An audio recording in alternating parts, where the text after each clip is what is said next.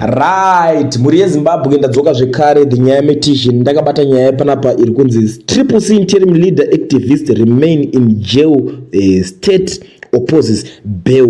Murume anoitwa Jameson Timber nemamwe 70 something mayouth vakasungwa varimo mukati vari kuberekana, vamwe vacho vachizviti vakarohwa vakubholonjwa kuti aiwa takakuwadzwa, vangorimo mukati momo vachiberekana zvavanga vachingoita imomo vari kuti aiwa takakuwadzwa, kumana ava vakava vachititora vakatirohwa ameno, kana kuti kumasales ikoko ndokumukwa vakanyatsorohwa. So panapa pari kunzi state yaramba zvebail, tiri kumbonzwa kumana vambogara mukati. Inini chinhu one chandinonyatsonzwisisa chandinoziva ndakazvitaura panapa ndakati, do you still remember paipe pakanzi President Mnangagwa achibvunzwa nyaya dzemahainas pavanga vaenda kuRussia vachibvunzwa nyaya dzemahainas, mahainas mapere vachibvunzwa nyaya yemahainas naPutin, vakati aiwa isusu kwedu tine hobho kana muchida toona kudonetera mamwe because tomagarisa munational parks.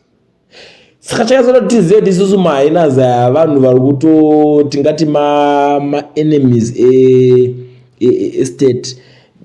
Ndichekuti pakataurwa nyaya yekuti naPutin akazodaira achiti haisusu edu tinawo hobho kuEurope, saka musati penyu mamwe titori right nawo. Ndopenda kama ndatoziva national parks ndeichi haina yaitaurwa chi, it's a human being akaita sei haina chi, haina pazvinhu zvese chinhu chinongoti anzi tingati chiko, tingati mucheka dzafa, tingati chiko, alright, it's an enemy, alright, my enemies. Aiwa tinomagarisa national parks.